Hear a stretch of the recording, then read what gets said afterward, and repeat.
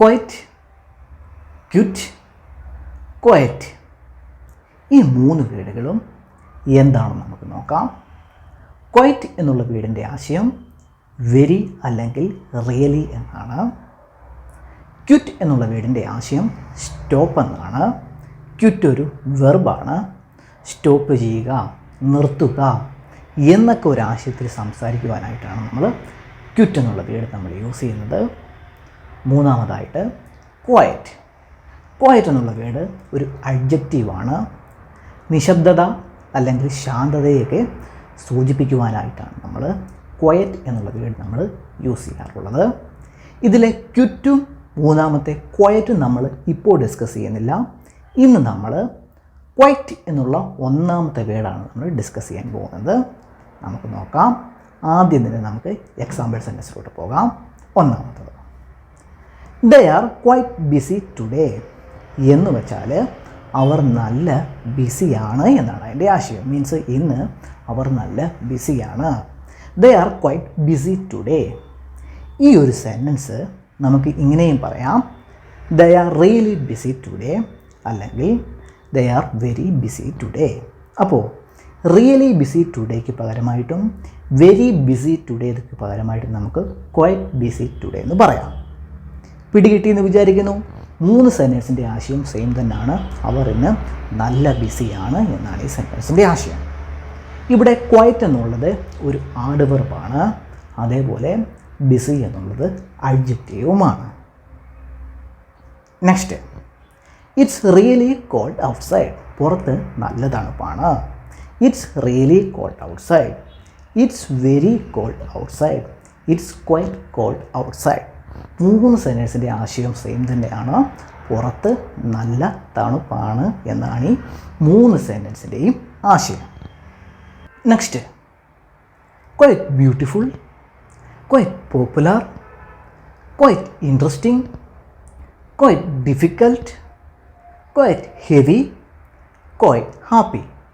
ഇവിടെയെല്ലാം ഞാൻ ക്വൈറ്റ് എന്നുള്ള വേർഡിൻ്റെ കൂടെ ഓരോ അഡ്ജക്റ്റീവ് ആഡ് ചെയ്ത് പറഞ്ഞതേ ഉള്ളൂ. ഒന്ന് ഓർമ്മിപ്പിക്കാനായിട്ട്. നിങ്ങൾ ഡെയിലി കേൾക്കാറുള്ളതാണ് ഇതൊക്കെ. Next, he is quite sure of himself. ഈ സെൻറ്റൻസിൻ്റെ ആശയം അവന് നല്ല കോൺഫിഡൻസ് ഉണ്ട് എന്നാണ് ഈ സെൻറ്റൻസിൻ്റെ ആശയം. He is quite sure of himself. ഈ ഒരു സെൻറ്റൻസ് നമുക്കിങ്ങനെയും പറയാവുന്നതാണ്, he is really sure of himself, he is very sure of himself, he is quite confident. Next, there is quite a bit of work to do today. ഇന്ന് ഒരുപാട് വർക്കുകൾ കൂടി ചെയ്യുവാനുണ്ട്. ഈ ഒരു സെൻറ്റൻസിൽ നിങ്ങൾക്ക് ശ്രദ്ധിച്ചാൽ അറിയാം, എ ബിറ്റ് ഇവിടെ യൂസ് ചെയ്തിരിക്കുന്നത്. എ ബിറ്റിൻ്റെ ആശയം എന്ന് വെച്ചാൽ സ്മോൾ എമൗണ്ട് എന്നാണ് എ ബിറ്റിൻ്റെ ആശയം. അതായത് സ്മോൾ എമൗണ്ടിനെ സൂചിപ്പിക്കുവാനായിട്ടാണ് നമ്മൾ എ ബിറ്റ് നമ്മൾ യൂസ് ചെയ്യാറുള്ളത്.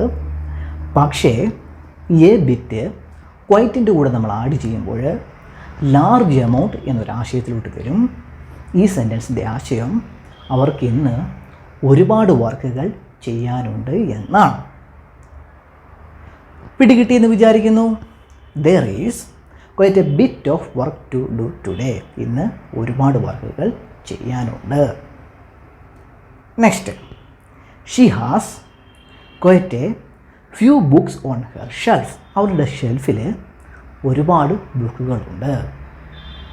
ഈ സെൻറ്റൻസിൽ നിങ്ങൾക്ക് ശ്രദ്ധിച്ചാൽ അറിയാം, എ ഫ്യൂ ഞാൻ യൂസ് ചെയ്തിരിക്കുന്നത്.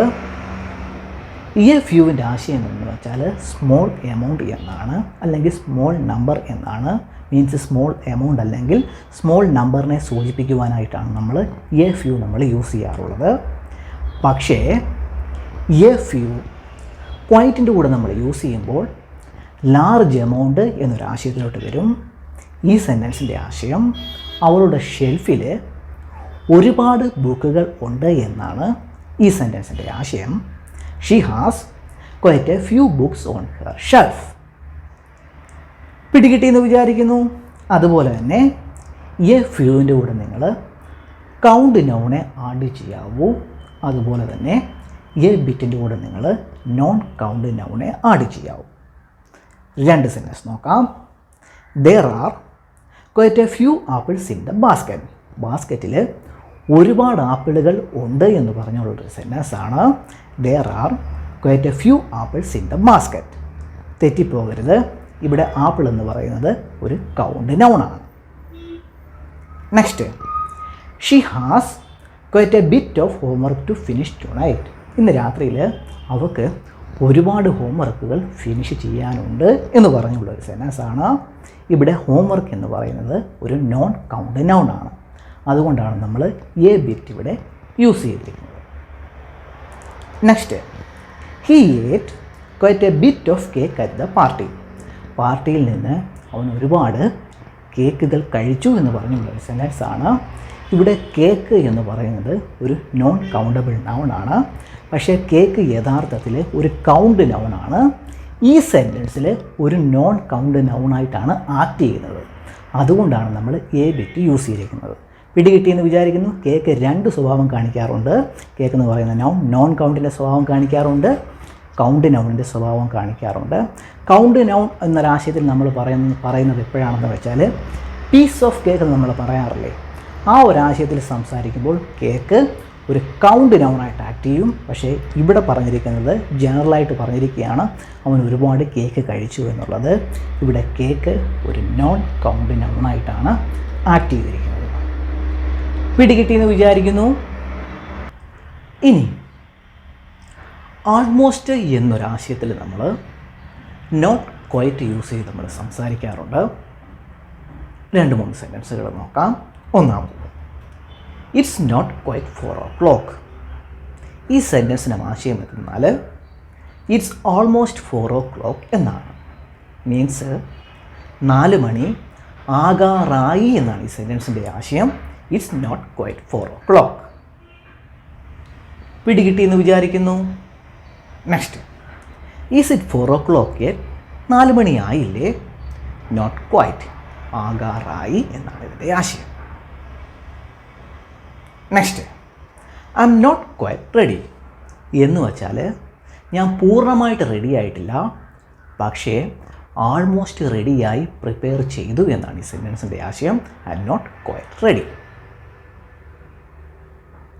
Next, she is not quite finished. ഈ സെൻറ്റൻസിൻ്റെ ആശയം അവൾ പൂർണ്ണമായിട്ട് തീർത്തിട്ടില്ല, പക്ഷേ ആൾമോസ്റ്റ് തീർത്തിട്ടുണ്ട് എന്നാണ് ഈ സെൻറ്റൻസിൻ്റെ ആശയം.